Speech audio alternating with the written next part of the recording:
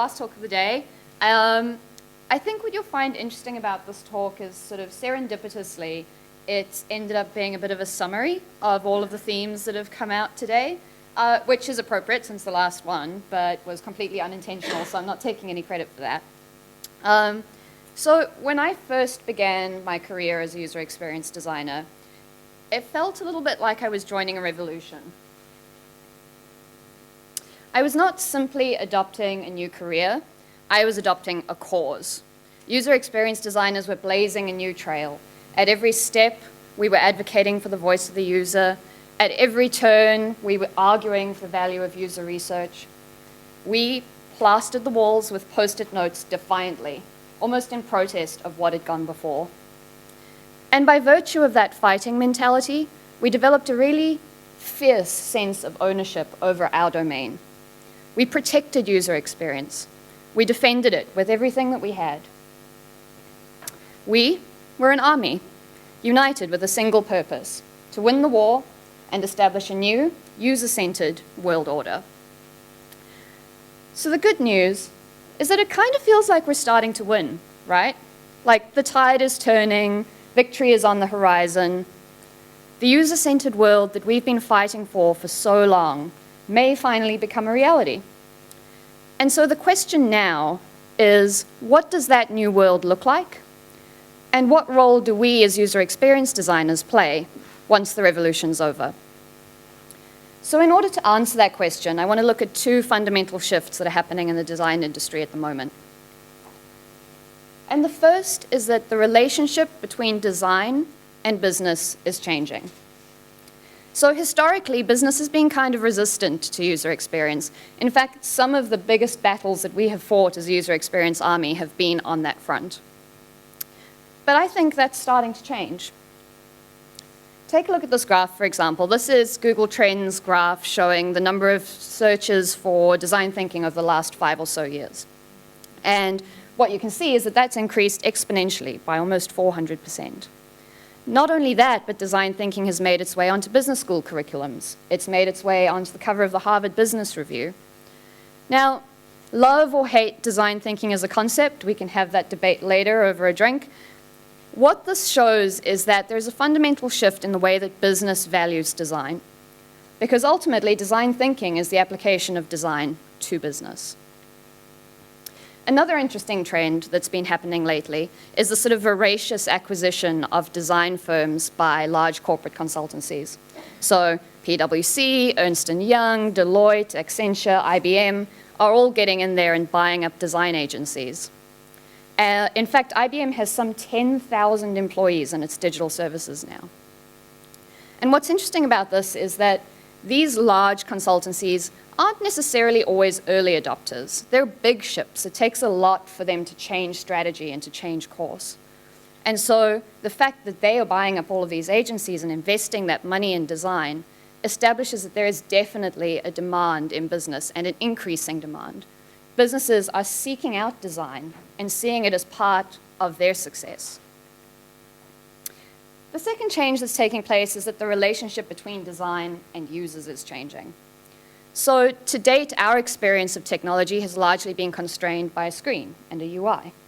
But as we've seen so much of today, from Sav's talk to what Miriam was talking about in terms of artificial intelligence, that too is changing.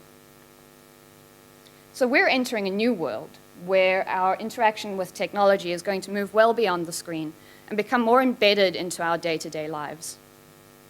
With advancements in virtual reality, augmented reality, artificial intelligence, robotics, our digital lives are going to begin to merge with our physical lives.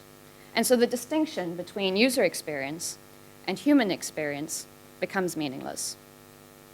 We're going to be moving from designing interfaces to designing how people experience day-to-day life. So I believe that this shift in attitude towards user experience from business, coupled with the advent of new technologies and new interaction models, means that we're entering a new era, one that I've chosen to call post-UX. And much like post-digital, which refers to the adoption and normalization of digital, post-UX represents a state where user experience is an accepted and valued part of the tech industry. At the same time, user experience has evolved to encompass a far broader range of technologies, experiences, and interactions. So that all sounds great, but where does that leave us as designers? Well, this is the moment that we've been waiting for. This is what we've been fighting for. Now is our time to step up. We need to transition from being revolutionaries to being leaders. Because although we've won the battle, we have definitely not won the war. It's one thing to get everybody on board, but it's another to steer them all in the right direction. And the post-UX era is not going to be without its challenges.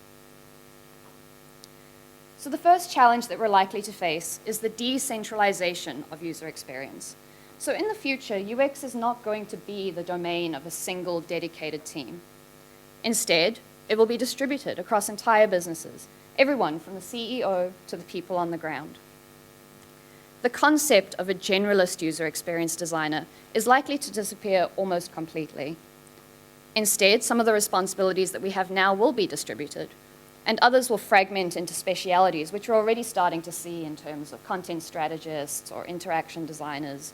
We're not going to be owning user experience anymore as user experience designers. And I don't know about you guys, but I think letting go of user experience may be a bit of a struggle for me, especially when we fought for it so hard. So the challenge that we face is to avoid being protective and instead embrace the changes that are happening, to step up as leaders and to help facilitate that transformation.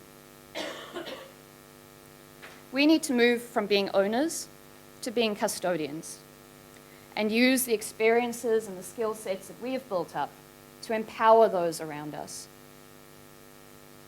The second challenge that we're likely to face is summed up really well by the one and only Mike Monteiro. He says, we need to fear the consequences of our work more than we love the cleverness of our ideas. And this speaks, I think, a lot to what Miriam was talking about earlier as well.